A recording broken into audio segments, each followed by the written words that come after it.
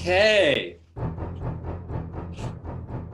Happy June 26th, celebrating sharks and the anniversary 45 years of Jaws.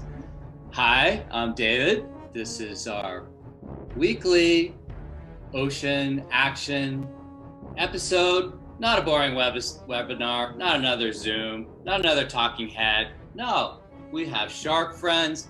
We have you. We have an exciting guest today. This is our 12th episode since we were sheltered in place and snorkeling in place and doing whatever we can to survive and stay healthy and remind people to live like a shark, avoiding COVID, trying to practice precautions and educate and motivate and celebrate for healthy oceans that include sharks. Hi, I'm the director of Shark Stewards. We are a nonprofit project of the Earth Island Institute, and I founded Shark Stewards in 2006 after a voyage to the South Pacific where I experienced and documented shark finning. We are a project of the Earth Island Institute in Berkeley, and this episode, this Live Like a Shark, is about Jaws. Jaws was a very influential movie. It was arguably the first summer blockbuster directed by Steven Spielberg and launched in 1975 when I was a kid surfing. And I love this movie. I grew up in California, surfing Malibu, Topanga Beach. And I remember seeing my first shark and people were freaking out, and it was a leopard shark. It was like 6 feet long, not even 6 feet long, probably 4 feet long. And the fin was about this big. So we have a real misconception about sharks, and that was really magnified by this film, directed by Spielberg and based on a book of the same name by Peter Benchley, the late Peter Benchley, who actually was a huge shark advocate. And Peter lamented what this film did. The book is quite different. It's a great book. And it's actually a great film too, because it still lives. Paramount, I think, who produced this film has actually put out, it said live in theaters this week. I don't know where they screened it, but this is the 45th anniversary of this film that still resonates in our psyche, and in many cases in a negative sense. So Shark Stewards early on used our original logo, the white shark, to symbolize the health of the ocean. So we, instead of a shark with a red slash through it, which is popular in Stinson Beach and around Marin County, we wanted to put it on the ocean, the Pacific Ocean and the planet, and help raise awareness that these sharks are important for the health of the ocean, that they're extremely maligned, and also almost endangered or threatened. And they were almost entirely fished out off the coast of California and Mexico, where I grew up, in the Northeast Pacific Ocean, on the border of the Northeast Pacific, where we have a population of white sharks, Carcharodon carcharias. They're an amazing animal, incredibly adapted, beautiful, consummate predator, and they almost disappeared, partially because of this film, partially because of pollution. But the vendetta killings, there was actually shark tournaments in San Francisco Bay and in Southern California.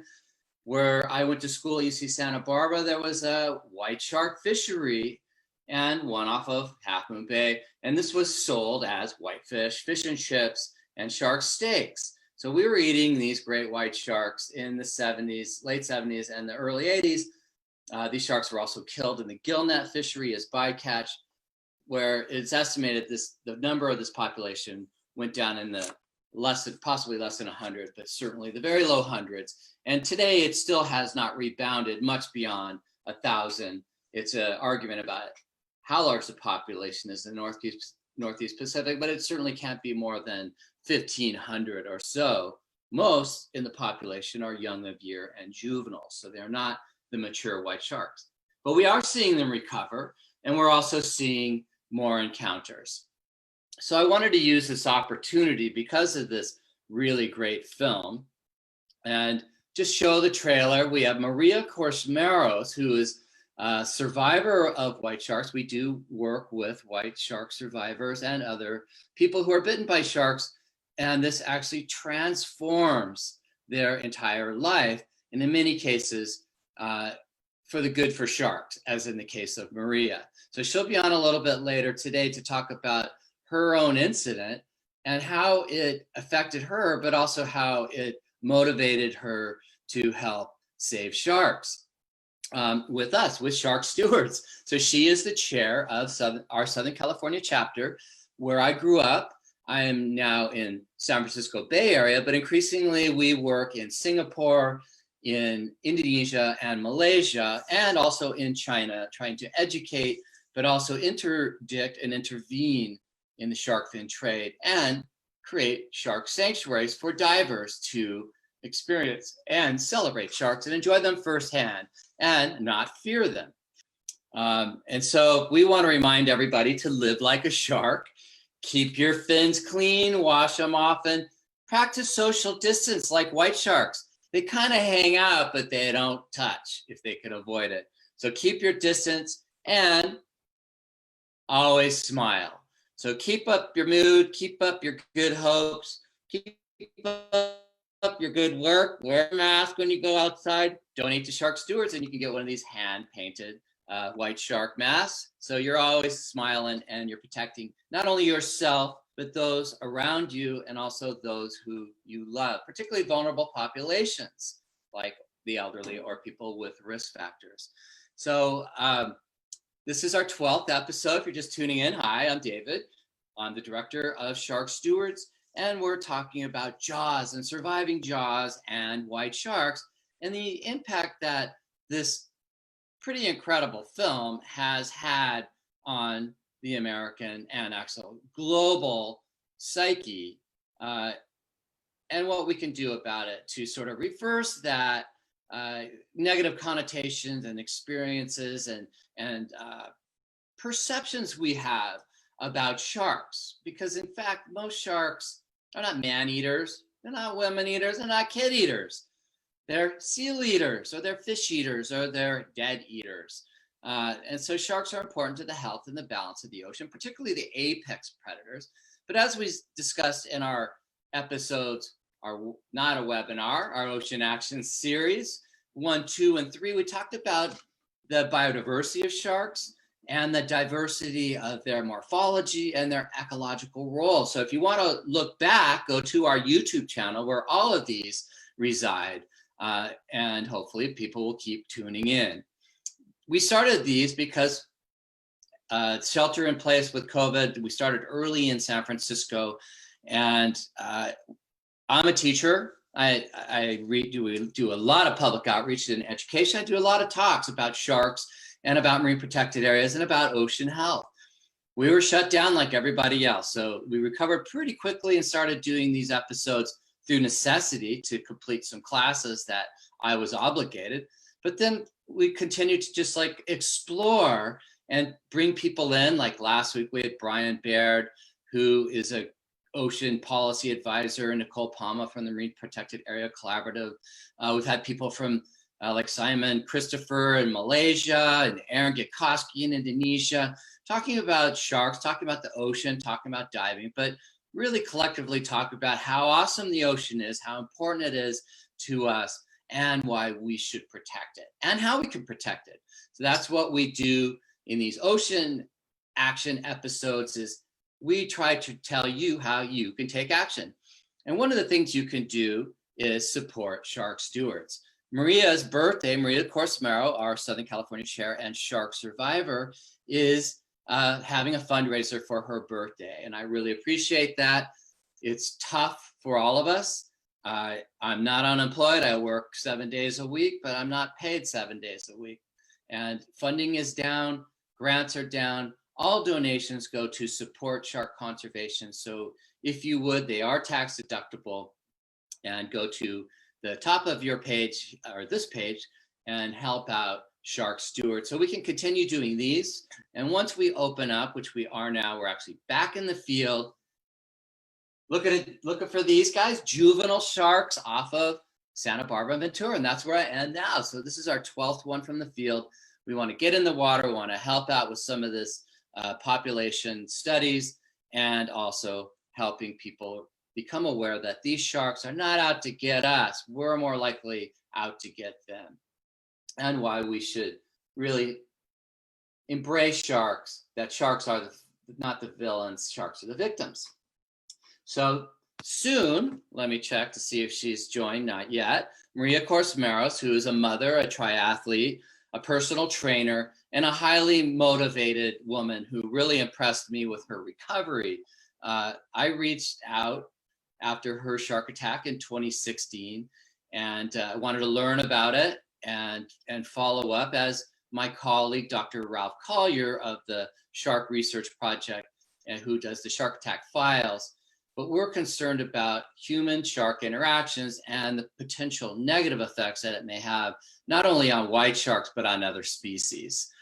So we tend to go after these sharks in the past when white sharks weren't protected, and sometimes still, people will go out and kill these sharks in reaction to a human encounter. And we see this with other species, with tigers and bulls in Hawaii sometimes, certainly in Western Australia, where there have been calls for sharks because of concern for human safety. So we're going to talk a little bit about how we can coexist, about our own responsibilities for entering their front yard, their house. We are the guests, and how we can protect ourselves as well as protecting sharks. So Maria will be joining us soon, and we're going to talk about sharks in the interim.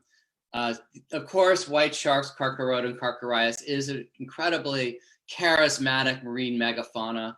They're big, they can get over 4,000 pounds.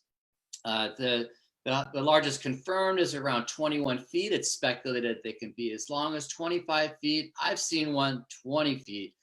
And let me tell you, it's impressive. They're beautiful sharks. They're important.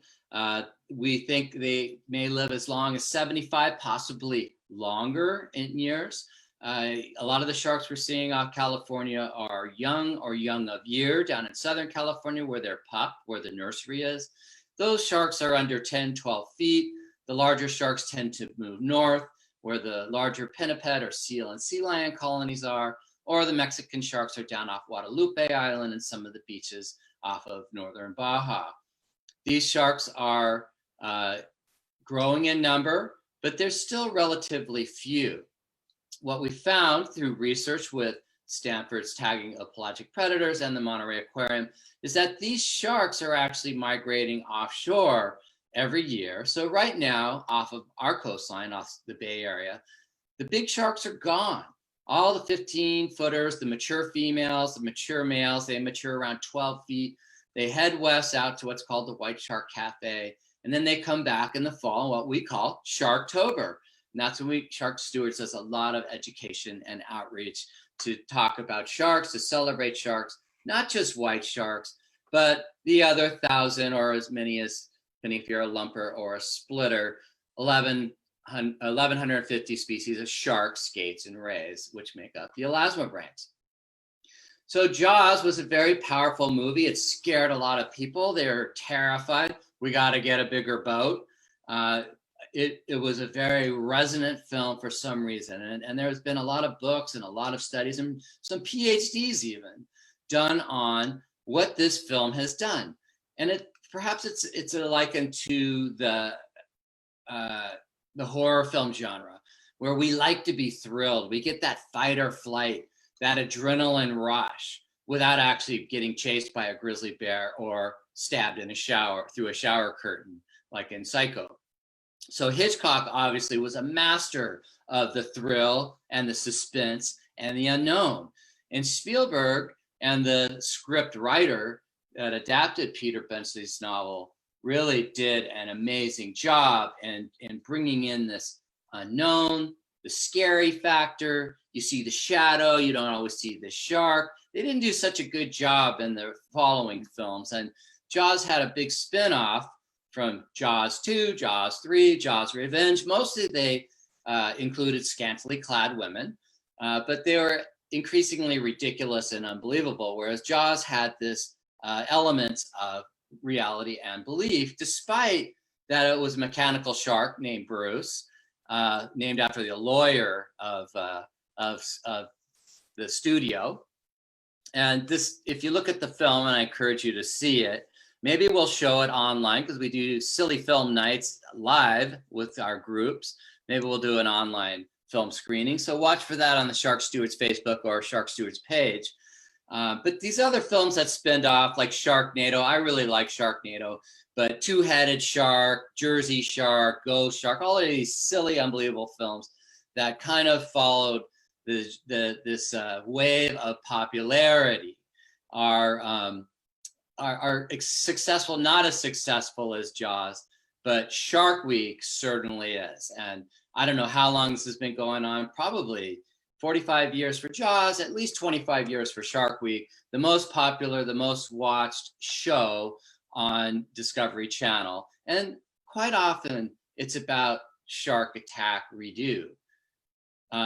So if you're a surfer, if you're a swimmer, if you're a kiteboarder or a water enthusiast off Southern California or Northern California, occasionally you encounter large marine megafauna. If you watch any shark movies or YouTube or internet, you see a lot of hysteria, you see a lot of things that are somewhat unbelievable, or in the case of this, a surfer and a bottlenose dolphin, not a shark, but kind of looks like it. And so a lot of misinformation and a lot of spin-off and quite often mistruths. But there are some truths, and there are white sharks that live off of the Northeast Pacific where we are, off of South America and Western Africa, off of South Australia and New Zealand. There used to be larger populations that wrapped all the way around to Japan and Korea. Those sharks are mostly gone. There used to be a population in the Mediterranean that population is extant, or not extant, sorry, extirpated or locally extinct. And also North Africa, there are very few sharks left. So we've done a pretty good job in the past 50 years or so to hunt these large species down to a point where most populations are threatened with extinction, they're vulnerable, and most are protected globally, yet they're still being killed for their fins or as bycatch. This was part of the World Surfing Pro Circuit a few years ago with Mick Fanning, where a white shark got caught up in his leash. Mick made it out okay, and he went on to win the heat.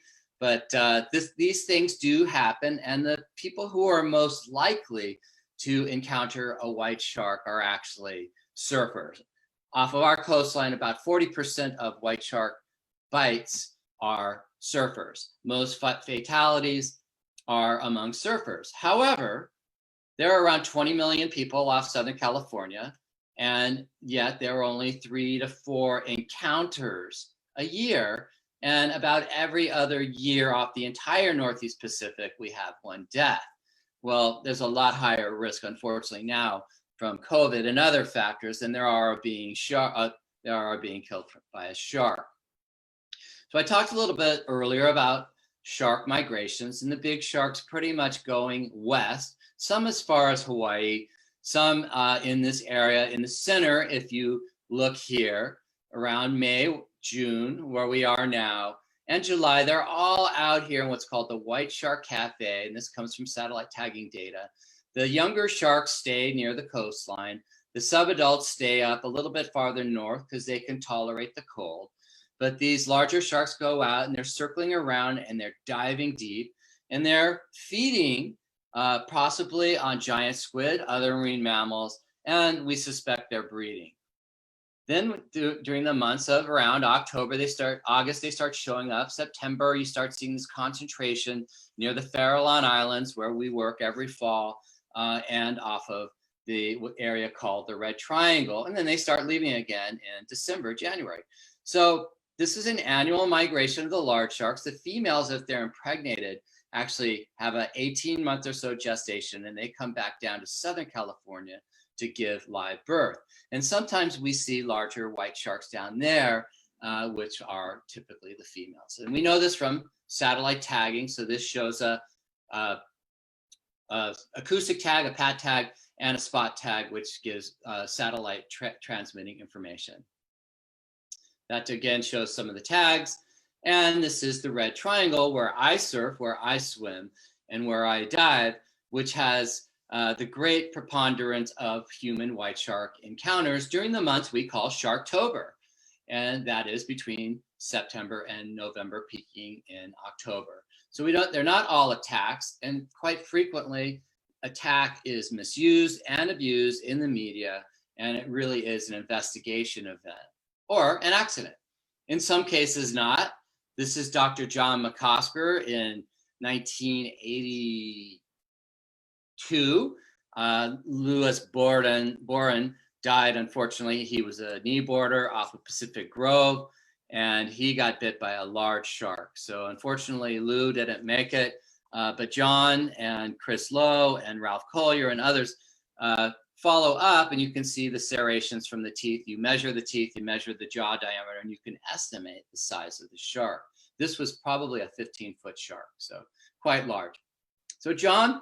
McCosker postulated this mistaken identity theory and a hypothesis that people went on to test with various shapes, like Pete Clemley and Scott Anderson and Peter Pajala, the Farallon Islands.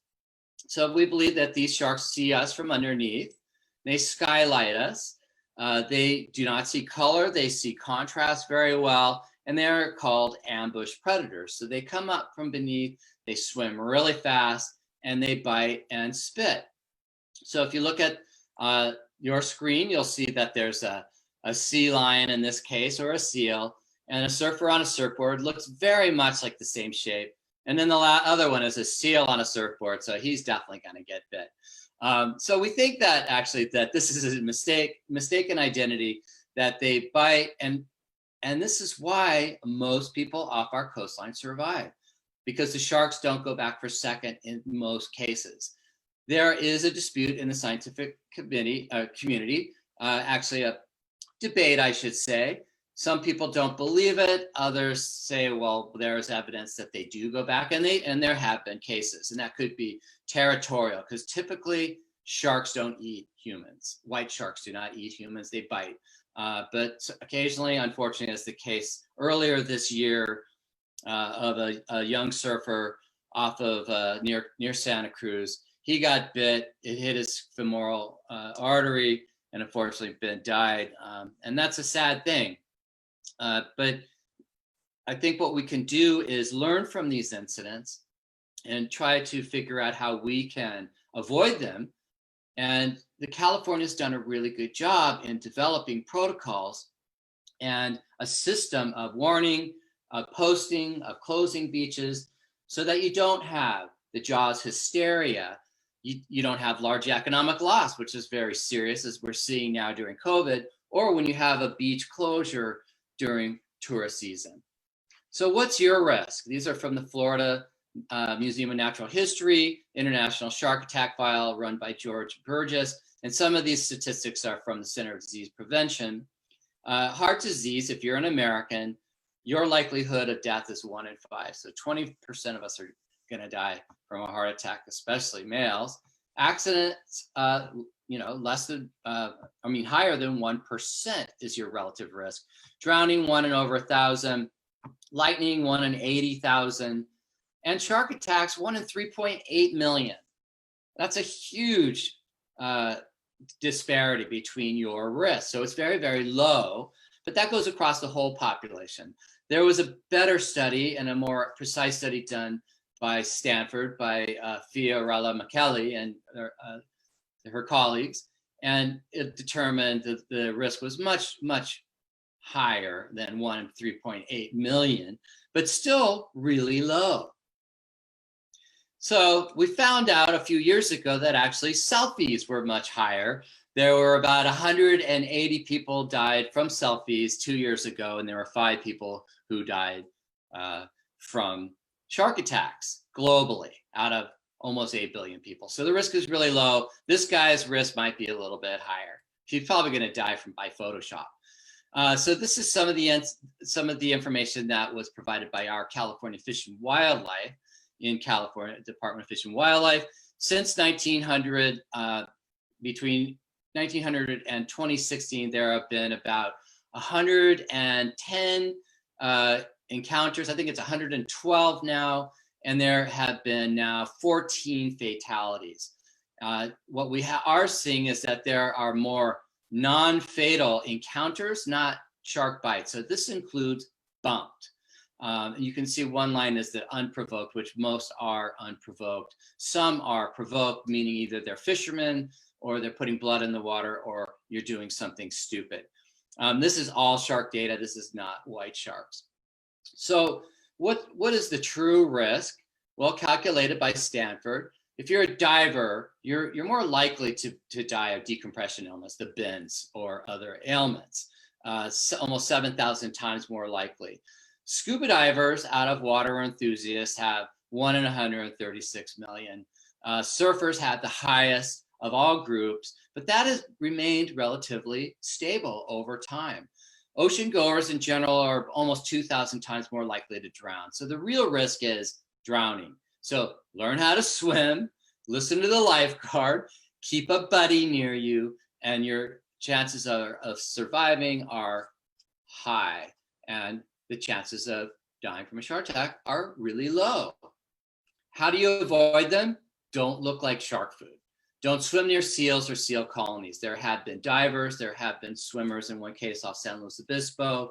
There are other cases where surfers are surfing in areas where colonies, and that's their favorite food. The sharks are patrolling these elephant seal and harbor seal and sea lion colonies off these rocky points where there's some good surf sometimes or good diving. Swim in groups, keep a buddy, just like diving. Don't act like a spaz in the water. Try to just swim cautiously, calmly, face the shark if you can, look like a predator, and get to shore. Avoid drop-offs or deep water like the Monterey Canyon, other areas we see sharks come out of the deep water, La Jolla Canyon, other areas. So if you can, during shark season, avoid these areas of high risk during the periods of high risk, which is Sharktober in California. And we think contrasting surfwear or swimwear might also attract sharks because they see contrast very well. So if you're wearing a dark wetsuit, you look more like a seal than you do if you're a dolphin clubber like me and you swim in the ocean without a wetsuit. And obey the signs. So we have a signage system at Stinson Beach that's permanent. Other state parks have precautionary information. Now there is a system of posting if there is an encounter statewide. This is run by state parks, by county health and safety, by public safety officials to advise the public that there is a risk. Chris Lowe down at the Shark Lab at Cal State Long Beach also investigates the movement of these juvenile sharks, of which we know very little, but we're seeing a lot more. So this was from a webinar that he gave about 3 weeks ago with Doug McCauley at UC Santa Barbara and Chris Menendez, who's a public safety officer in Santa Barbara. This shows how many detections that they're seeing of these tagged young of year or juvenile sharks off of Southern California. So we're seeing these little hot spots that kind of shift around. Where it used to be down off San Onofre, now they're hot spots that have moved farther north. We used to see them where near my mother lives, off Seal Beach. We call it Ray Bay because they like to eat stingrays. Now there's there's a lot of encounters. My friends are telling me off Padaro Lane and off Carpinteria, where there's some fun surfing and also good swimming. And there was an incident this year on a swimmer. Luckily, it was investigated, probably by a small shark. She had a couple deep scrapes, punctures on her foot. Luckily, she's okay, and she had medical care, and she's in the water again, or will be soon. But this really shows how many detections they get, meaning these sharks are very localized. And if you look at some of the drone footage and some of the lifeguard reporting, or you look in the papers, you'll see that there are a lot of views of these white sharks in an area. That doesn't mean that there are 454,000 sharks in Surfside. That just means these sharks are swimming around and setting off the alarm, detection, detection, detection. So what it suggests is that these young sharks stay in shallow water, avoid the big sharks, which are predators. It's warmer, it's where their fishy food is, and it's also where we surf and swim.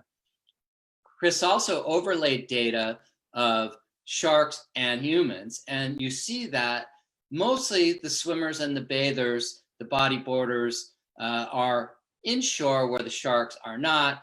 Most of them stay around 100 yards out, but that's also where the surfers surf, and the bigger the surf, the farther out you are. That's another reason perhaps why we have more opportunity to encounter these sharks. So the young sharks are born here in the summer months. They grow, they're born between 4 and 6 feet, not only here, but also at Baja. They fatten up on their fish. They eat grunion also. They'll eat, they'll chase halibut. And then when they get to be about 8 to 10 feet, these subadults or these teenagers tend to transfer their feeding behavior towards marine mammals, which are fatter, have more calories, and then they kind of can endure colder temperatures and move farther north. So instead of shark attack, really the story should be attack on sharks. You know, the news headlines always read shark attack, shark bites man, shark bites woman. It really should be man bites sharks. And 25% or more of shark species globally are threatened with extinction. Likely more because we are deficient in data on many species. And this analysis was done by the IUCN, or International Union for Conservation of Nature, in 2014. So it's quite old. Maria is standing by. I'm going to let you in a second, Maria. I'm just going to wrap up here. And I just want to share some work we're doing. We are working in Southeast Asia, not only in trying to intervene the shark fin trade, where as many as 100 million sharks are getting killed globally still. Perhaps it's declined, but the answer really, the number is too many. So we're working with young Chinese, young Indonesians, young Malaysians, going diving, going surfing, and advocating, cleaning up beaches, and teaching respect. And I want to reach out to all of you during COVID, during this virus, which is not a Chinese virus, it came from there. We're to respect each other, to respect other cultures, to respect Black Lives Matter, to respect our own health by wearing a mask, but to respect the ocean and respect the shark. So we're working with these young people, advocating for ocean change, ocean awareness, and ocean health through films and through now ocean episodes like these in Chinese. So there is hope. We still have sharks left in the ocean. As Dr. Sylvia Earle says, when you see a shark, that's a good sign. You should be scared when you don't see a shark, because that means they're declining and it's a bad symbol for ocean health. So let's celebrate sharks. Let's protect sharks like this blue shark. This is a consummately adapted, perfect predator, swims thousands of miles, doesn't harm humans unless you're putting chum in the water and your hand in the water. They're gorgeous. They're important predators. They're getting killed at the rate of 20 million a year in the shark fin trade. But there is hope because we have people like you. We have people working with shark stewards, people like Maria advocating for shark conservation and ocean awareness, creating hope spots in Timor-Leste, creating shark sanctuaries like Palau, protecting our marine national monuments and our California marine protected areas here at home. So I want to share, I'm inspired by Yvon Chouinard. Patagonia is a big sponsor of Shark Stewards, big supporter. And I tell this to kids, to do something good, you actually have to do something. So get up, get away from your computer, go out, protect an ocean, save a shark, sign a petition, raise some awareness, do something good, stay healthy, protect it, and respect. You can help us. We're trying to do a U.S. shark fin trade elimination in Congress. Who knows what's going to happen? It's probably going to go to the next Congress. Hey, maybe we'll have a Senate that's a little bit more ocean aware. Maybe we'll have a president that supports ocean protection instead of ocean extraction in 2020. So this bill is it's passed the House, it's in the Senate. It's passed in Canada thanks to young Chinese like Alice Zhou, who is a shark steward, who is the star of our Alice in Borneo's Wonderland film and a future marine biologist. With Earth Island Institute, we are prepared to file suit to protect one of the largest, one of the most significant areas in the ocean that is currently protected under President G.W. Bush and expanded by President Obama. It's one of our marine national monuments, including the Papahanaumokuakea and Northwest One Islands, the Pacific Remote Islands, and Rose Atoll. These are some of the most cherished, most protected, most diverse areas in the Pacific. Probably half of the marine protected areas in the Pacific are under these monuments, of a total of 6% globally. And with a sweep of the pen, our president is trying to take this away. It's illegal, it's unethical, and it's going to expose these largest populations of healthy sharks and tuna to commercial interests. So please support us. Sign the petition at sharkstewards.org and support Earth Island's work.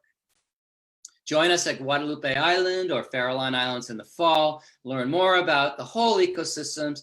Join us, volunteer, do social media shares, and jump in the water and save the ocean and be healthy. So thanks for watching. I'm excited to talk to Maria in a second here. I want to thank my sponsors and supporters who support Shark Stewards through grants and through donations. Check out our webpage, check out our YouTube for our other Live Like a Shark episodes. Donate if you can for Maria's birthday fundraiser. I appreciate that. We have our new logo now. I was talking about our white sharks. We've been doing a great job. We've been working since 1992, protecting these sharks. Now we're working on the endangered species, the rays, the hammerheads, sharks that are supposed to be protected internationally. We love to scuba with them, but they're declining rapidly and they need our help. So thanks for listening. Join us next week. I'm going to now invite Maria in. Okay, hi. Hi, how are you? Good, thanks for joining us. We are live on Facebook on Shark Stewards. Here's the star of the show, Maria Korsmeros, who we introduced earlier. I know you were with a client because you're also a personal trainer, Iron Woman, triathlete, and very motivational person. Thank you. So thanks for joining us today. I made out of the sun. Yeah, it's a little bit bright in the background, but we can see you. I'll turn. There. That's better. Okay, we can see her at home. And I brought my shark fin poster. I saw that. Yeah, that was taken on the roof in Hong Kong by Sean Heinrichs of Blue Sphere Media, showing these sharks that have been finned. Yeah, it's terrible for the luxury shark fin suit. So we're trying to stop that through education and awareness. And you have another weird prop there, I see. I have a little friend here. So Live Shark Strong. Is that the? Yeah, this is my little, my son actually got this when he was like 5. And he used to have little wrestling matches with Godzilla. Okay. So this is, I'm going to name him Mark the Shark. Okay, a good Mark the Shark. Not like the killer Mark the Shark, the guy on the East Coast who is in shark water. Yes, this guy's mad at people because we keep coming along and killing his friend. So tell us what you're up to today. Well, at this present moment, we're preparing for our 3rd annual Run for Sharks and Ocean Health Fair. And we're hoping to do it at the end of October. So about a year after my incident, I had this idea to do a Run for Sharks and Ocean Protection event, community event in Newport Beach area where I live in Corona, so it's quite close to me. And I decided that after being attacked by a shark and meeting you, that I would do this race to support Shark Stewards, because we need to raise awareness for that, for the sharks out there, and for the fact that, over 70 million sharks get killed every year for the shark fin trade and all the ocean health and everything that goes along with having sharks in the ocean. And as I learn more and more about sharks, I realize that they're integral to the health of the ocean. And without sharks on the reef, without sharks in the water, we wouldn't have a very healthy ocean. Great. Yeah. So this will be the third annual, and hopefully for the run's sake, but also for the kids' sake, especially kids will be back in school safely, that we will be able to do this in October for the third year. I mean, I feel so bad for the kids. You know, it's hard on all of us, but especially the kids having to stay home from school, and all that energy that usually is spent outside, hopefully not in front of a screen all the time, they're experiencing now. So we hope to do that in Newport Back Bay in October. TBD, right? Date to be announced. I guess that'd be TBA. And so we can get out there and do let's see, it's a 5K and a 1 mile. I mean, a 5K and a what? I forget. 1 mile. 1 mile. Yeah. And it's also, people can do a relay, and also we have a virtual run. We do. Yeah. So in all cases, if everything goes and we have to stay at home, we're going to do a virtual version because we want to fit it in this year and we want to get raise that awareness. So either way, we're going to have it. It's either going to be virtual or on site, but you're always going to have the virtual option, even if it's going to be on site. So we can tell everybody on Facebook that we know from one side of the country to the other and overseas, and they can do it in their own backyard. Great. And they can learn about ocean health, also reduce risks to the ocean health by plastic pollution reduction and cleanups, and a health fair. So we have the main sponsor, KPMC, KPMC, right? Which is KPC Health. KPCM, sorry. KPCM, I'm glad I asked you, which is part of the hospital that helped treat you. So why don't we go into your story and talk a little bit about how we got here talking today, because you are a shark survivor. Yes, I am. So as you can see there on the screen, I had an incident with a shark on May 29th, 2016. And it was actually close to Newport Beach area in a place called Corona del Mar, which is a very nice beach area. We, as triathletes, we swim there all the time for training. And I was there Memorial Day on Memorial Day weekend, coming with my family. My youngest son and my husband were on the beach, and I decided to get some swim training in. So I just went out to the buoy line to get my swim training in. I was the only person in the water. Everybody else was on the beach. There was about 1,000 people on the beach or more. It was pretty busy. Wow. So I went out to the first buoy, and usually I swim all 4, but that day I just decided to go to number 3 because it was kind of wavy. And so I was thinking maybe 30 minutes in the water or so. I circled around number 3, and as I approached number 2, I felt some piercing pain in my side. And I basically said to myself, holy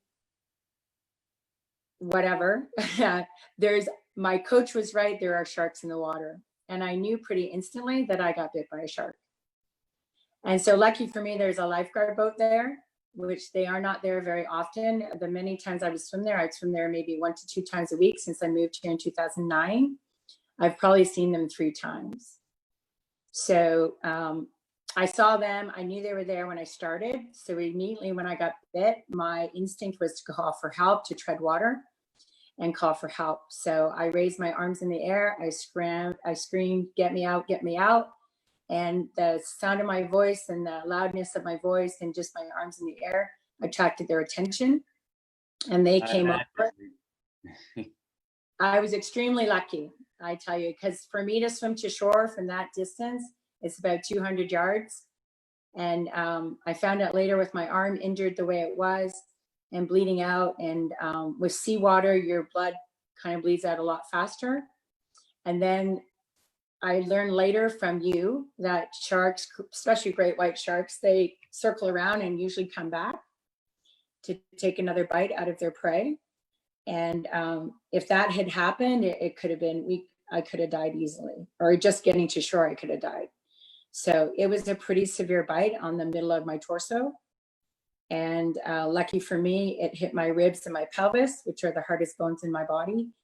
And it let go, and because it's used to biting down on a seal, and seals are very fatty and gushy feeling. So as a juvenile, it was probably wondering what the heck it bit into. But again, as a juvenile, it could have come back around. So I'm thinking with the boat there and the engine revving, it probably got distracted and decided not to come back. So I was extremely lucky on that part too. Yeah, indeed. And we talked a little bit earlier about the state notification system that has actually, and it may even been a result of your incident. I mean, I know that you work with and befriend other shark survivors, and we swam and met Stephen Robles and Leah and Keen and down in San Diego.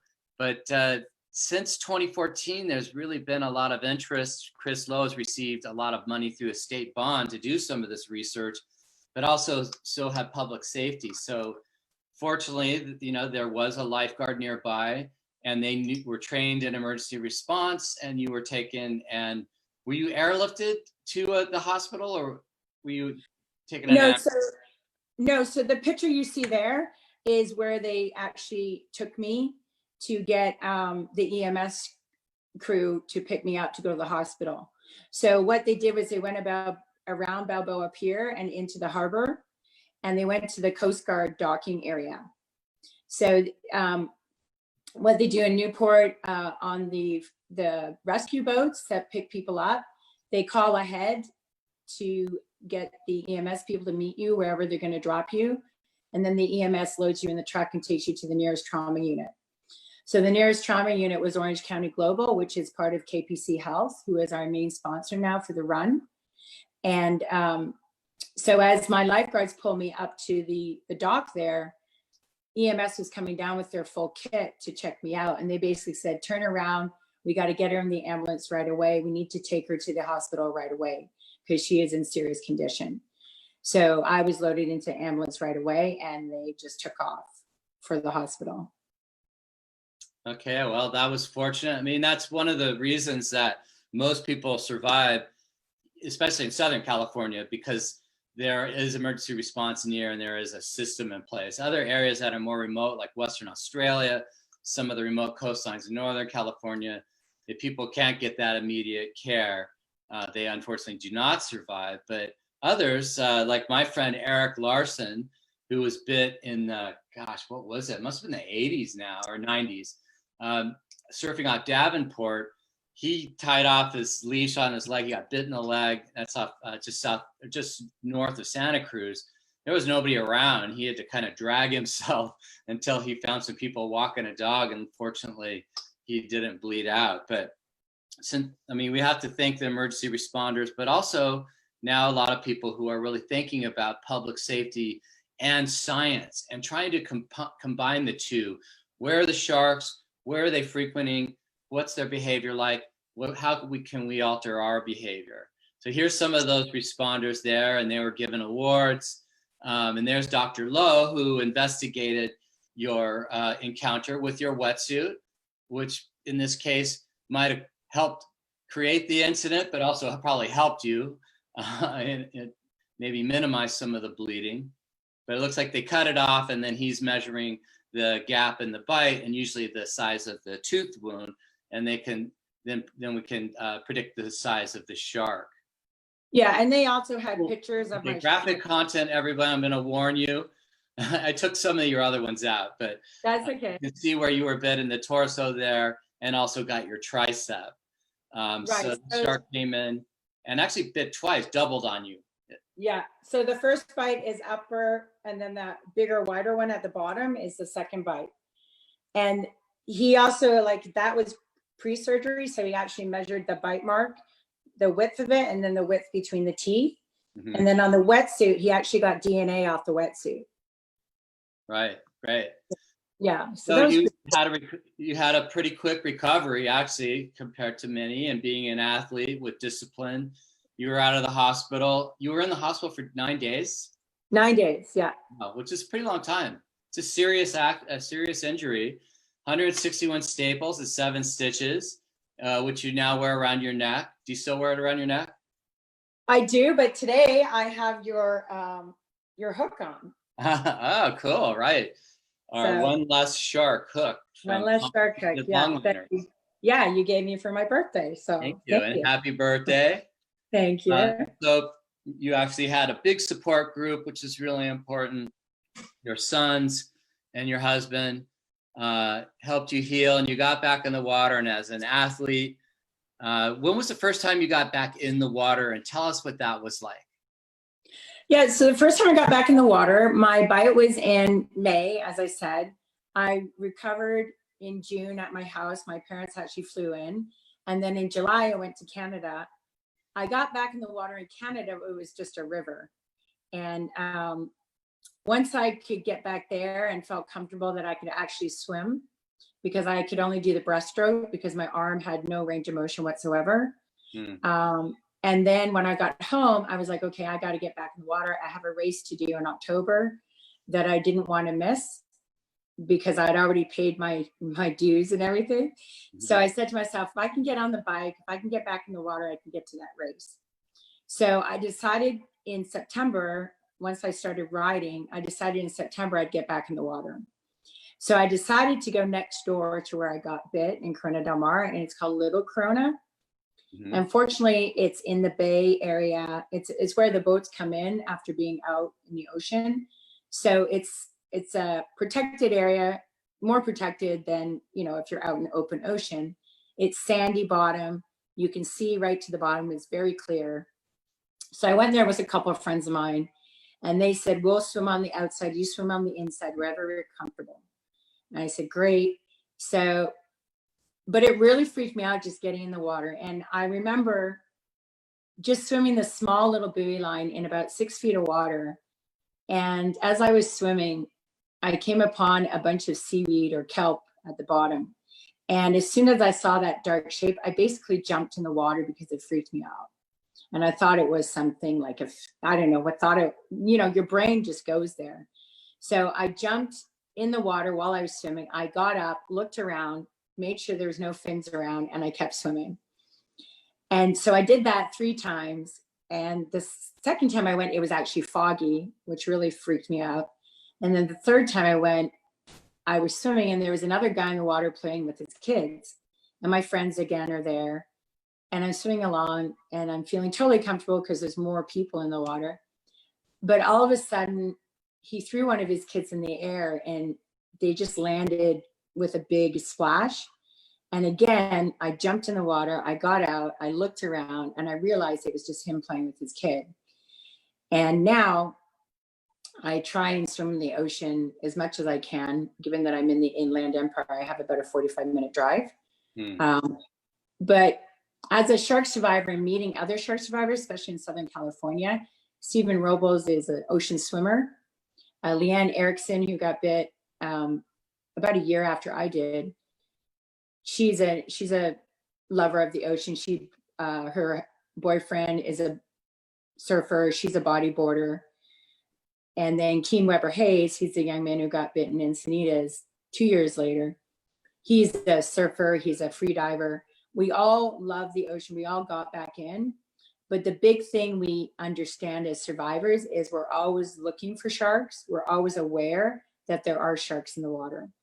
So we get ourselves knowledgeable enough by talking to people like you or associating ourselves with people that know about the ocean and say to ourselves, you know what, the chances of us getting bitten again is going to be pretty remote, because even the chance of us getting bit once was very remote.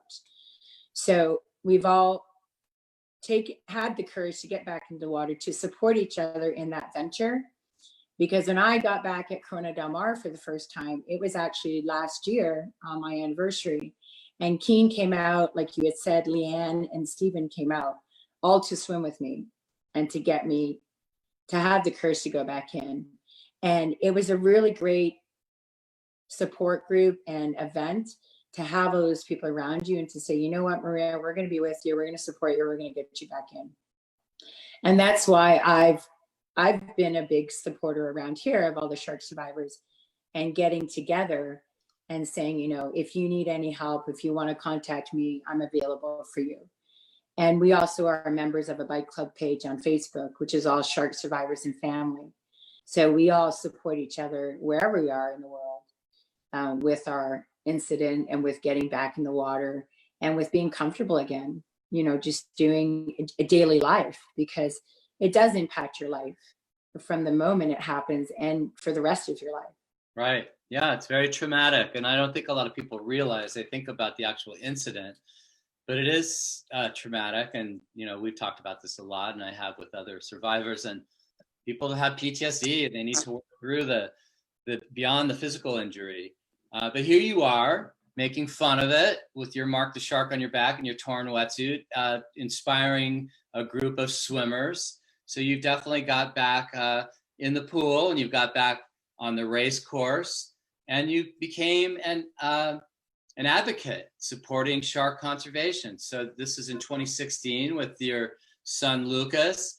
Here we are together advocating for, at the time, it was the 11th shark fin ban that we introduced in Nevada that also protects manta ray gills. So banning the shark fin trade.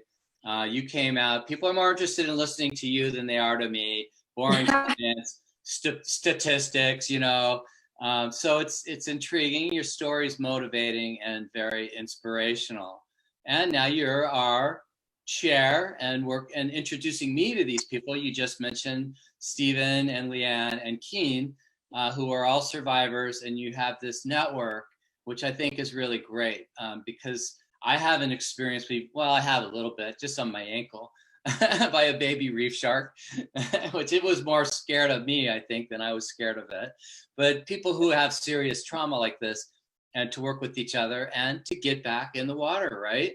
And to also use that experience in our Run for Sharks and other outreach efforts that we do, you and I do with scuba divers. You learn how to scuba dive. How does that feel? How does it feel to be under the water, more like a shark, than on top of the water, more like a seal? Well, you know, it's a lot of fun going underwater. I've always been a snorkeler. I've always been a swimmer. And when I came to California from Texas area, and I'm actually from Canada originally, I was always a fisher person. We had a cottage, so we swam every weekend. And getting underwater is just truly fascinating, because I watched Mutual of Omaha, like I'm 50 something. So I watched Mutual of Omaha first. And then when National Geographic came out and all the amazing shows they have, it was so cool to see all the underwater wonder that is available to us to appreciate and enjoy. And my son was a scuba diver first.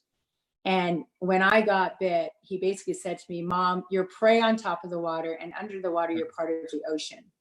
And I said, "Geez, son, thank you so much." And that was Lucas. And, you know, he's a scuba diver first. And my brother is a scuba diver. So I thought to myself, you know what? Let's get underwater. Let's go diving with David. Let's go diving with Sam and Lucas. We call him Sam because that's his middle name. And dive with my brother and just learn about the ocean and appreciate the ocean for all the wondrous stuff it has under there. Because I'm a nature person. I love to get up close to nature and see nature for what it is and for the wonder that it is. And getting underwater, going scuba diving, and especially with experienced people like you and Gretchen, and, you know, you can, and all those other divers that I know that have been diving for forever, just going to Catalina in this area here, there's a marine protected area in Catalina, and I've seen fish underwater, just beautiful fish, and seals and even cormorants diving underwater. And just to be up close and see them is just really fascinating. And then to look up from there and see the kelp and how big it is, and just see the sun shining down, it's something you never forget. So I plan on doing more dives and getting more experience. So next time I go to Indonesia, possibly with you and your group, I can really be comfortable underwater, because right now it's a little, you know, it's a learning experience, and I have to get better at buoyancy and all that other fun stuff. But it is a wonderful experience, and I plan to do more and be able to eventually swim with sharks Well, underwater. yeah, in Indonesia, we can go where it's warm and clear, and there are nice little reef sharks that we know where they are, and we're protecting them and the reef they live on. And they're not going to bite you. They're actually more afraid of you than you could possibly be of them. And it's yeah, I mean, well said. It really is an amazing experience to be underwater, and it's why we work with divers, because they get it. As Sylvia Earle says, if you don't, or if you want to really change the world, I'm paraphrasing here, bring a kid to the ocean and show the wonder of the ocean to the kid, but the kid will also show the wonder of the ocean back to you through the kid's eyes. And if you don't have a kid, borrow a kid.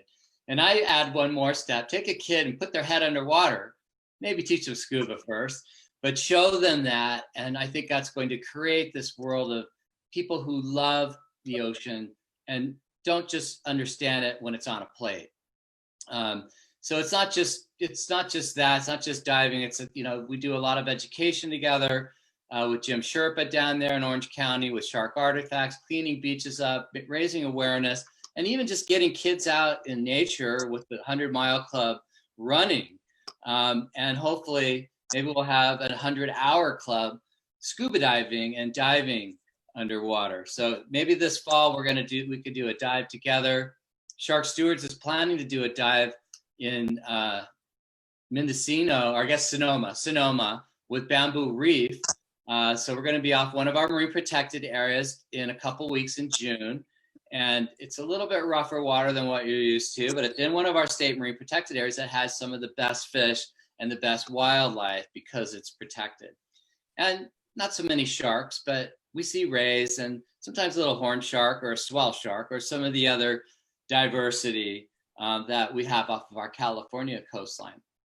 So our run is going to be coming up in fall, hopefully before too long. It was great to see you a couple of weeks ago. I'll be back down. We're still in the field here in Ventura, going back to the Bay Area this weekend. But let's do a dive or a swim in Corona del Mar or Crystal Cove this coming in July. But here's some other things that people can do, right? We can join us on Shark Stewards volunteering. And I love that, turning fear into fascination. Help support us in Southern California. You can go to sharkstewards.org, our homepage, and link to info@sharkstewards.org, and we'll give that information to Maria, or contact me, or contact us. Follow you on Facebook or Shark Stewards and Instagram. And so we're going to end this with a little clip from Jaws celebrating the 45th. Of course, it's ridiculous. And I think this is what we need to watch this film, because you realize how terrifying it might have been, but how really silly it is and how unrealistic the shark is. But a lot of great lines came out of the film. You heard him. Slow ahead.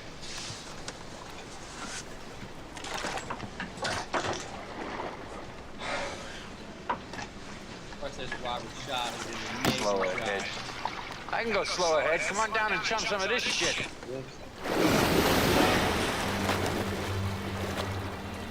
There's Bruce. There he is. He's a little shocked there.